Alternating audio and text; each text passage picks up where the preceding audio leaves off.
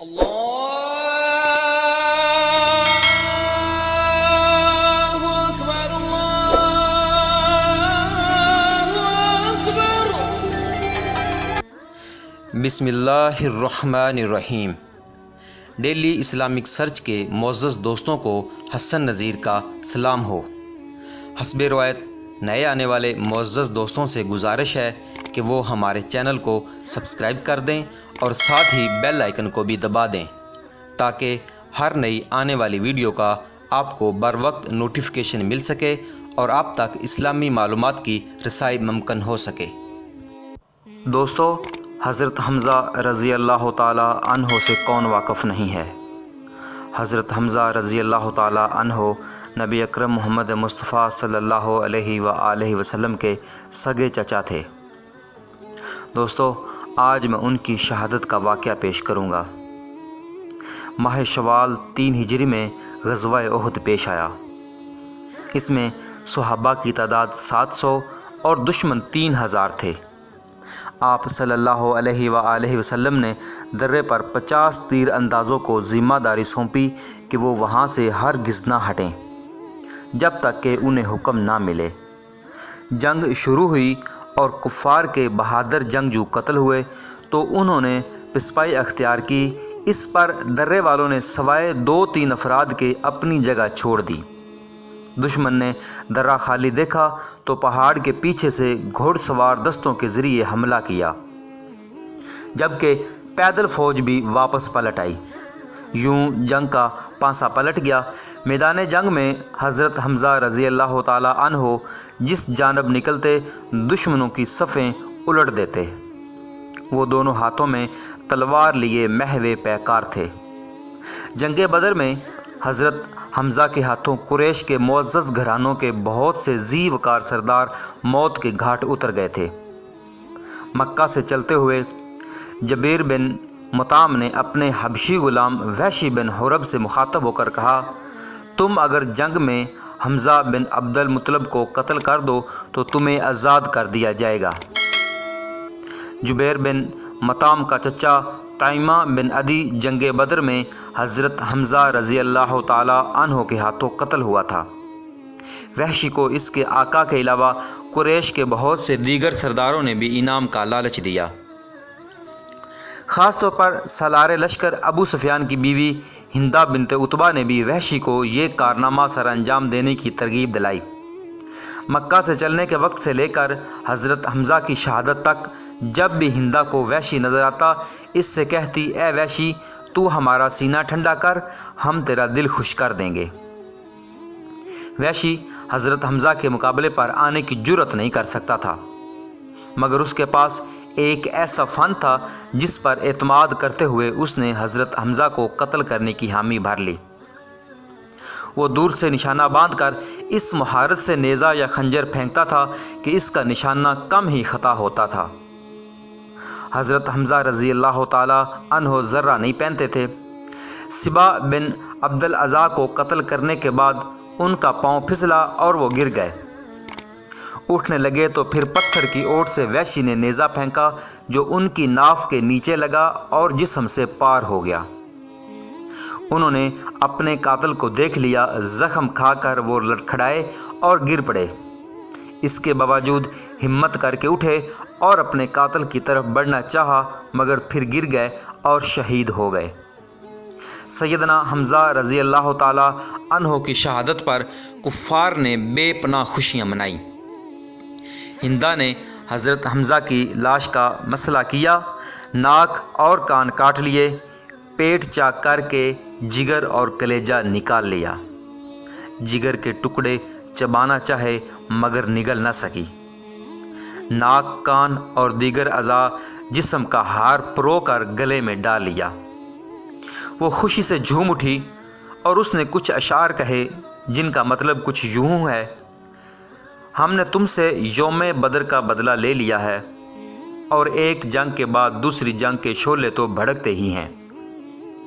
مجھے اپنے باپ عتبہ کے قتل پر اور اپنے بھائی ولید اور چچا شیبہ اور بیٹے بکر کی جدائی پر صبر اور چین نہیں آتا تھا۔ آج میرا دل مطمئن ہو گیا ہے اور میں نے اپنی مانی ہوئی منت پوری کر لی ہے۔ اے وحشی، تو نے میرے سینے کا غم دور کر دیا ہے اور میرے دکھوں کا مداوا مہیا کر دیا ہے۔ وحشی کے احسان کا شکر ساری عمر کے لیے میرے اوپر واجب ہو گیا ہے، جو میں ہمیشہ کرتی رہوں گی یہاں تک کہ میری ہڈیاں قبر میں گل سڑ جائیں۔ ہندہ بنت عتبہ کے اشعار کا جواب اس کی ہم نام صحابیہ حضرت ہندہ بنت اساسہ بن عباد رضی اللہ تعالی عنہا نے دیا، جن کا ذکر ابن ہشام نے اپنی تاریخ میں کیا ہے۔ ان اشعار میں سب سے پہلا شعر ہے: تو بدر میں بھی ذلیل و رسوا ہوئی اور بدر کے بعد بھی ذلت ہی ذلت تیرا مقدر ہے۔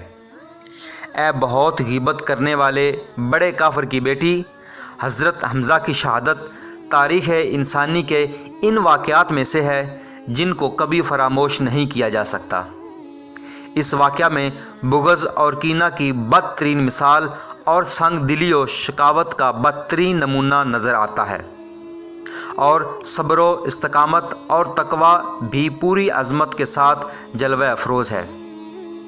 جنگ کے بعد جب آپ صلی اللہ علیہ وآلہ وسلم نے اپنے عظیم چچا کی لاش کے ٹکڑے میدان میں بکھرے ہوئے دیکھے تو آپ صلی اللہ علیہ وآلہ وسلم کی آنکھوں میں آنسو آ گئے۔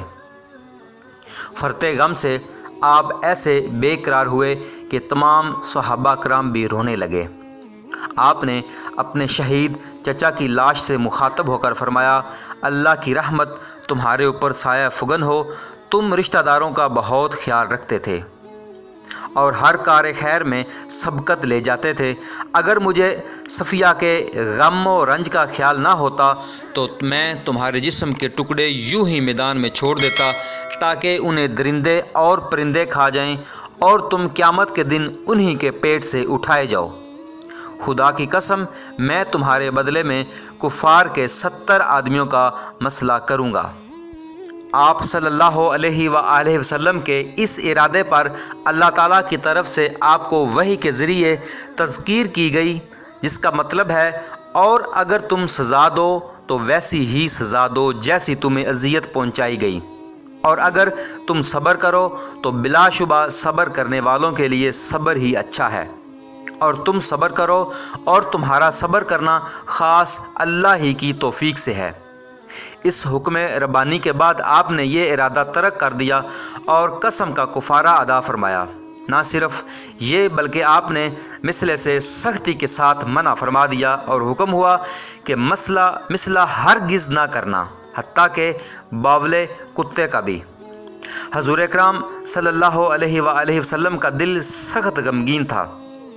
اس موقع پر اللہ تعالیٰ نے صبر کی تلقین بھی کی اور آپ کے زخم پر مرہم بھی رکھا۔ آپ صلی اللہ علیہ وآلہ وسلم نے ارشاد فرمایا: مجھے جبرائیل امین نے خوشخبری سنائی ہے کہ حمزہ بن عبد المطلب کو 7 آسمانوں پر اور جنت الفردوس میں اسد اللہ و اسد الرسول لکھ دیا گیا ہے۔ حضرت حمزہ کی بہن حضرت صفیہ بنت عبد المطلب جنگ کی خبر سننے کے بعد مدینہ منورہ سے احد کی طرف روانہ ہوئیں۔ جب حضور پاک صلی اللہ علیہ وآلہ وسلم کو پتہ چلا تو آپ نے حضرت صفیہ کے بیٹے حضرت زبیر کو حکم دیا کہ وہ انہیں میدان جنگ سے دور ہی روک لیں اور مدینہ واپس لے جائیں، کیونکہ اگر وہ اپنے بھائی کی مثلہ شدہ لاش کو دیکھیں گی تو صبر کا بندھن ٹوٹ جائے گا۔ جب ان کے بیٹے نے انہیں واپس جانے کے لیے کہا تو انہوں نے فرمایا: میں اپنے بھائی کے بارے میں ساری خبر سن چکی ہوں، میں جانتی ہوں کہ یہ اللہ کی راہ میں دی گئی قربانی ہے، میں جاہلیت کے دور طریقوں سے متنفر ہوں، میں نہ بین کروں گی اور نہ گریبان پھاڑوں گی۔ چنانچہ آپ صلی اللہ علیہ وآلہ وسلم نے انہیں میدان میں آنے کی اجازت دے دی۔ جب عزیز بھائی کے جسم کے ٹکڑے بکھرے ہوئے دیکھے تو آنکھوں سے اشکوں کا دریا رواں ہو گیا، مگر زبان سے انا للہ و انا الیہ راجعون کے الفاظ ہی بار بار نکلے۔ پھر اللہ تعالیٰ سے التجا کی: اے اللہ، یہ قربانی تیری راہ میں دی گئی ہے، تو اسے قبول فرما لے۔ اس کے بعد حضرت صفیہ حضور پاک صلی اللہ علیہ وآلہ وسلم کے حکم سے واپس مدینہ چلی گئیں۔ حضرت حمزہ کے جسم کے ٹکڑوں کو جمع کیا گیا اور کفن پہنا کر جنازے کے لیے صفوں کے سامنے رکھ دیا گیا۔ حضرت صفیہ نے جاتے ہوئے اپنے بیٹے زبیر کو 2 چادریں دی تھیں اور فرمایا تھا اپنے ماموں کو ان میں دفنا دینا۔ حضرت زبیر نے دیکھا کہ ایک انصاری صحابی شہید ہو گئے تھے جن کے جسم پر معمولی کپڑے تھے۔ انہوں نے ایک چادر میں اپنے ماموں کو کفنا دیا اور دوسری چادر سے انصاری صحابی کو کفن پہنا دیا۔ ایک روایت کے مطابق سب شہداء کا جنازہ ایک ساتھ ہی پڑھایا گیا، جبکہ ایک دوسری روایت میں بیان کیا گیا ہے کہ آپ صلی اللہ علیہ وآلہ وسلم نے سب سے پہلے حضرت حمزہ کا جنازہ پڑھایا، پھر ہر شہید کو باری باری لایا جاتا اور حضرت حمزہ کے سامنے رکھ دیا جاتا اور ہر ایک کی نماز جنازہ آپ صلی اللہ علیہ وآلہ وسلم کی اقتداء میں پڑھی جاتی۔ اسی طرح حضرت حمزہ کا جنازہ 70 مرتبہ پڑھایا گیا۔ صحابہ کرام کو اجتماعی قبروں میں دفن کیا گیا۔ حضرت حمزہ کو ان کے بھانجے عبداللہ بن جحش رضی اللہ تعالی عنہ کے ساتھ ایک قبر میں دفن کیا گیا۔ بعض روایات میں آتا ہے کہ حضرت مصعب بن عمیر بھی ان کے ساتھ ہی دفن کیے گئے تھے۔ دوستو، اللہ پاک کا لاکھ لاکھ شکر ہے کہ اللہ پاک نے ہم کو پلا پوسا اسلام دیا۔ دوستو، اگر اسلام کی قدر معلوم کرنی ہے تو ایسے واقعات پڑھو اور پڑھو کیسے صحابہ کرام نے اپنی جانیں دے کر اسلام کو پالا ہے، اسلام کو زندہ رکھا ہے۔ اور اللہ پاک سے دعا ہے کہ اللہ پاک ہمیں اسی اسلام پر قائم رکھے، اور جب ہم دنیا سے جا رہے ہوں اللہ پاک ہماری زبان پر کلمہ شہادت جاری کر دے۔ آمین ثم آمین۔ جی ہاں دوستو، اگر آپ کو میری یہ ویڈیو پسند آئی ہے اور آپ چاہتے ہیں کہ میں مزید ایسی ویڈیوز بناتا رہوں اور آپ کی خدمت میں پیش کرتا رہوں تو مجھے اس ویڈیو کے بارے کمنٹ کر کے ضرور آگاہ کریں، اور ساتھ ہی میرے چینل کو سبسکرائب کریں اور اپنے دوستوں کے ساتھ شیئر کریں۔ کیا پتہ آپ کا ایک شیئر کسی کی زندگی بدل دے۔ اگر اللہ نے چاہا تو ایک نئی ویڈیو میں ایک نئے مضمون کے ساتھ پھر حاضر ہوں گے۔ تب تک کے لیے مجھے اجازت دیجیے۔ اپنا اور اپنے چاہنے والوں کا بہت سا خیال رکھیے گا۔ اللہ حافظ، اللہ نگہبان۔